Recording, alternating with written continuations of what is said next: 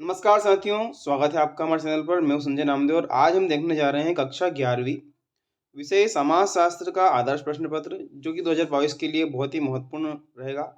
समय 3 घंटे का है और पूर्णांक यहाँ पर 80 का है। सभी प्रश्न अनिवार्य निर्देश हमारे दिए गए हैं। इन निर्देशों के साथ ही आइए प्रारंभ करते हैं। तो आइए देखते हैं, रिक्त स्थान की पूर्ति से प्रारंभ करते हैं। रिक्त स्थान की पूर्ति का पहला हमारा प्रश्न है, भारत में समाजशास्त्र का अध्यापन सबसे पहले भारत में समाजशास्त्र का अध्यापन जो है मुंबई में हुआ था। सांस्कृतिक विडंबना का सिद्धांत ने दिया था, तो वो दिया था आकबर्न ने। धर्म आध्यात्मिक शक्ति में विकास हुआ है, टेलर ने कहा था। इसी प्रकार परिवार प्राथमिक समूह हो जाएगा। अवलोकन में सर्वाधिक प्रयोग नेत्र का होता है। रिक्त स्थान का पालन करवाना राज्य का अनिवार्य कानून है, तो कानून का पालन करवाना ही इसमें आ जाएगा। और अंतिम रिक्त स्थान में आ जाएगा, नरसंहार प्रत्यक्ष हिंसा का मुख्य या प्रमुख रूप है। निम्नलिखित सही विकल्प को चुनकर लिखिए। सही विकल्प का पहला हमारा प्रश्न है, समाजशास्त्र के जनक तो Auguste Comte. History of human marriage पुस्तक के लेखक का नाम है तो वेस्टमॉर्क। इसी तरह इतिहास को अतीत का समाजशास्त्र किसने कहा, तो मेकाई वर ने कहा। प्रजाति किस प्रकार की अवधारणा है, प्रजाति जैविकी अवधारणा है। इसके बाद अगला हमारा प्रतिस्पर्धा किस प्रकार की प्रक्रिया है, अचेतन प्रक्रिया है। अगला प्रश्न हमारा, प्रतिस्पर्धा किस प्रकार की प्रक्रिया है, तो ये हो जाएगी अचेतन प्रक्रिया। संस्कृति के प्रमुख आयाम, तो उपरोक्त सभी, मतलब यहाँ पे भाषा, रीति रिवाज, नैतिकता सभी इसमें आ जाएगी, इसलिए उपरोक्त सभी। निम्नलिखित सही जोड़ी का मिलान कीजिए, तो यहाँ सही जोड़ी मिला करके दी जा रही है। वर्ग संघर्ष का कार्ल मार्क्स हो जाएगा, वेबर का जर्मनी। इसी तरह दुर्खिम तो जीएस कुरिये, पिछड़े हिंदू राधा कमल मुखर्जी। और सामाजिक मूल्य तो श्रम विभाजन, और श्रम विभाजन का सिद्धांत दुर्खिम ने दिया था। इस तरह से निम्नलिखित प्रश्नों के एक वाक्य एक शब्द में उत्तर दीजिए वाले प्रश्नों को लिख सकते हैं। इंडियन सोशियोलॉजिकल सोसाइटी की स्थापना किसने की थी, तो इसकी स्थापना सुरेंद्रनाथ बनर्जी ने की थी। जाति से बाहर दूसरी जाति में विवाह करने को क्या कहते हैं, तो उसे अंतरजातीय कहते हैं, अंतरजातीय विवाह है ना।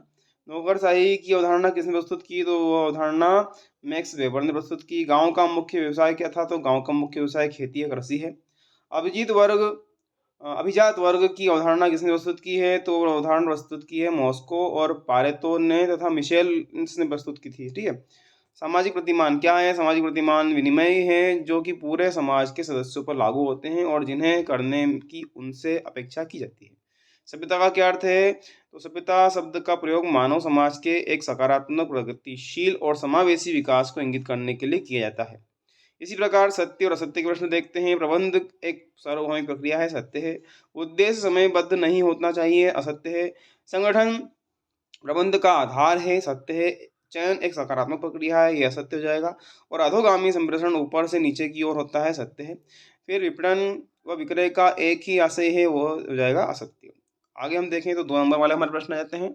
समाजशास्त्र की परिभाषा, और समाजशास्त्र की परिभाषा हो जाएगी सामाजिक प्राणी के रूप में मनुष्य का समाज के प्रति कर्तव्य आदि का विवेचन करवाने वाला शास्त्र। अथवा में हमारा है समाजशास्त्र और अर्थशास्त्र में क्या अंतर है, तो अर्थशास्त्र उपभोग, उत्पादन एवं धन वितरण का अध्ययन है। समाजशास्त्र सामाजिक विज्ञान है और वह मनुष्य से जुड़े तमाम संस्थानों व सरोकारों से सीधा संबंध रखता है।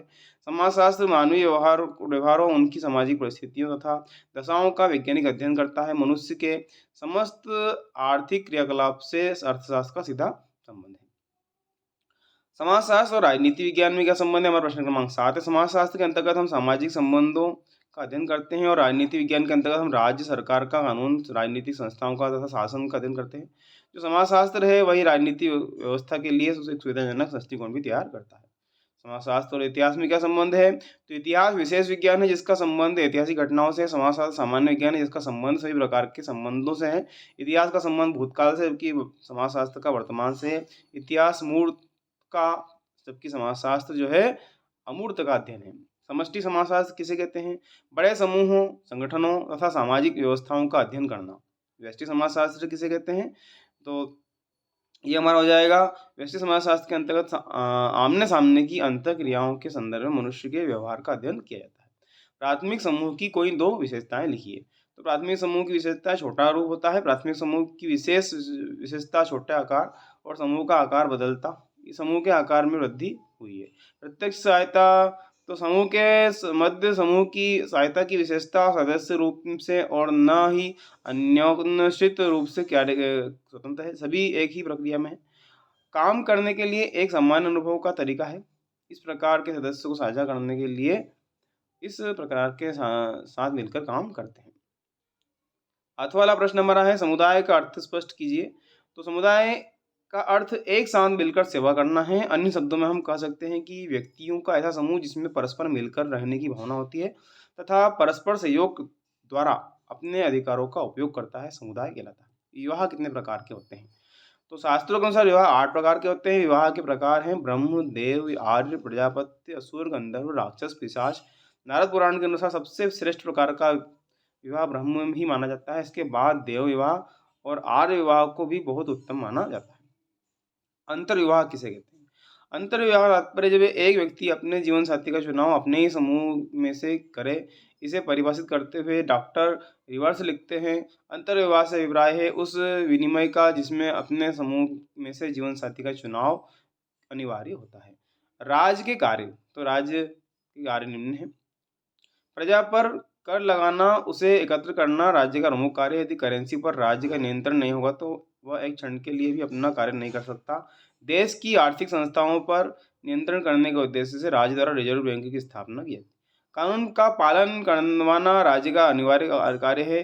न्याय व्यवस्था, कानून का उल्लंघन करने वालों को दंड देकर न्याय दिलवाना राज्य का अनिवार्य कार्य हो जाता है। अथवा के प्रश्न को देखें यदि हम, तो परिवार की कोई 3 विशेषताओं को लिखना है। तो परिवार की विशेषता है जिसे समाज इकाई के रूप में मान्यता प्राप्त होती है। सभी स्थानों तथा सभी प्रकार के परिवार में ये विशेषता सामान्यतः देखी जा सकती है कि कम से कम 2 विपरीत लिंगी एक साथ रहते हों। कार्य का बंटवारा श्रम विभाजन के अनुसार होता है। सभी पृथक पृथक कार्य में लगे होते हैं। बर्गेस और लॉक के अनुसार परिवार उन व्यक्तियों का समूह है जो विवाह या गोद लेने के बंधनों से जुड़े हुए होते हैं और एक गृहस्थी का निर्माण करते हैं, और पति पत्नी, माता पिता, पुत्र पुत्री, भाई बहन अपने अपने सामाजिक कार्य करते हैं, एक दूसरे पर प्रभाव डालते हैं। विभिन्न सामाजिक शास्त्रियों ने परिवार को इसके आकार, ऐतिहासिकता तथा कार्य के आधार पर भिन्न भिन्न रूप में परिभाषित किया है। मैकाइवर तथा पेज के अनुसार परिवार वह छोटा समूह है जो यौन संबंधों पर आश्रित है तथा संतान के जन्म और पालन पोषण की व्यवस्था करता है। सर्व शिक्षा अभियान क्या है? सर्व शिक्षा अभियान 2021 भारत सरकार का एक प्रमुख कार्यक्रम है जिसकी शुरुआत 2001-2002 में अटल बिहारी वाजपेयी द्वारा एक निश्चित समयावधि के तरीके से प्राथमिक शिक्षा के सार्वभौमिक भूमिकरण, जैसा कि भारतीय संविधान में 86वें संशोधन द्वारा निर्देशित किया गया है, कि जिसके तहत 6 से 14 साल के जो बच्चे हैं उन्हें 2001 से 2001 में 205 मिलियन अनुपातिक की निःशुल्क शिक्षा का प्रावधान है। सर्व शिक्षा अभियान का उद्देश्य शिक्षा की गुणवत्ता में सुधार लाना, बच्चों की उचित भवन, शौचालय, पानी, पीने का पानी, ब्लैक बोर्ड तथा खेल के मैदान की सुविधा प्रदान करना। इस अभियान में समेकित बाल विकास योजना के अंतर्गत 6 वर्ष तक के बच्चों को पोषण और स्वास्थ्य की स्थिति में सुधार लाने का प्रयास भी किया जाता है। श्रम विभाजन क्या है? जब किसी बड़े कार्य को छोटे छोटे तर्कसंगत टुकड़ों में बांटकर हर भाग को करने के लिए अलग अलग लोग निर्धारित किए जाते हैं तो इसे श्रम विभाजन या विशिष्टीकरण कहते हैं। श्रम विभाजन बड़े कार्य को दक्षतापूर्ण करने में सहायता करता है। अगला हमारा प्रश्न है, संस्कृति की कोई 3 विशेषताएं लिखिए। तो संस्कृति की 3 विशेषताएं निम्न है। संस्कृति में अनुकूल का गुण होता है। संस्कृति में एक महत्वपूर्ण विशेषता होती है कि यह समय के साथ आवश्यकताओं के अनुरूप अनुकूल हो जाती है।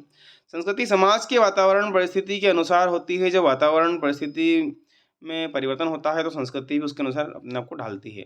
अधिकतर विद्वान संस्कृति को समाज विशेष के व्यक्तियों के रहन सहन एवं खान पान की विधियों, व्यवहार, प्रतिमानों, आचार विचार, रीति रिवाज, कला कौशल, नृत्य, संगीत, भाषा, साहित्य, धर्म, दर्शन, आदर्श, विश्वास और मूल्य से के उस विशिष्ट रूप में लेते हैं जिसमें उस समाज के व्यक्तियों की आस्था होती है और जो उस समाज विशेष की पहचान होती है। संस्कृति के आयाम, संस्कृति के अंतर्गत वह सब कुछ सम्मिलित है जो कुछ मनुष्य समाज में सीखता है, जैसे ज्ञान, धर्म, विश्वास, कला, कानून, नैतिकता, रीति रिवाज, व्यवहार के तौर तरीके, साहित्य, संगीत तथा भाषा आदि। सहज व्यवहार से जैसे सांस लेना इत्यादि संस्कृति के अंतर्गत नहीं आते। संस्कृति के 3 आयाम हैं, जैसे कि संज्ञात्मक, आदर्शात्मक और भौतिक। संज्ञात्मक का भाग सरोकार, समझ और जानकारी से है। सामाजिक संरचना की कोई 3 विशेषताएं, तो उसकी विशेषताएं निम्न है। सामाजिक संरचना अमूर्त होती है।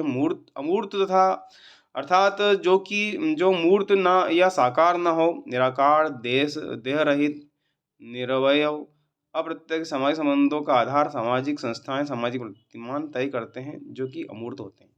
सामाजिक संरचना अनेक संरचनाओं से मिलकर बनती है, जैसे परिवार, नातेदार, संस्थाएं, समितियां, समूह आदि। इस प्रकार अनेक उपसंरचनाएं मिलकर सामाजिक संरचना का स्वरूप तैयार करती है। सामाजिक संरचना से हमें समाज के बाहरी स्वरूप का ज्ञान होता है। संरचना की इकाइयां परस्पर संबंधित होकर एक ढांचे का निर्माण करती है, जिससे हमें संरचना के स्वरूप का बोध होता है। अगला है प्रकार की कोई 3 विशेषताएं लिखिए, तो उसका उत्तर हो जाएगा कि प्रकार संबंध का जो संबंध है सामाजिक संरचना का निर्माण करने वाली इकाइयों से है। सामाजिक संरचना की इकाइयों द्वारा किए जाने वाले सभी कार्यों को प्रकार्य नहीं कहते, वरन उन्हें केवल उन्हीं कार्यों को जो समाज द्वारा अपेक्षित होते हैं। उदाहरण के लिए हम शिक्षण संस्थाओं से अपेक्षा करते हैं कि वे शिक्षा प्रदान करें तथा सामाजिकरण में योगदान दें। इस प्रकार इस अपेक्षा की अनुसार किया गया कार्य ही शिक्षण संस्था का प्रकार कहलाता है। प्रत्येक प्रकार का कोई ना कोई उद्देश्य आवश्यक होता है, पर प्रकार का प्रमुख उद्देश्य सामाजिक एवं मानवीय आवश्यकताओं की पूर्ति करना है। इस तरह साथियों आगे के भागों को मैं प्रश्नों को भी आपको बताने जा रहा हूँ। यदि आप चैनल पर नए हैं, चैनल को सब्सक्राइब कीजिए, लाइक कीजिए, दोस्तों के साथ शेयर कीजिए। यहाँ समाजशास्त्र के साथ में आपको कक्षा 11वीं की हिंदी और अर्थशास्त्र जो आपके कला संकाय के विषय हैं, उनके भी वीडियो हमने बनाए हैं हमारे चैनल पर, जिन्हें आप हमारे चैनल प्ले लिस्ट पर जाकर के देख सकते हैं।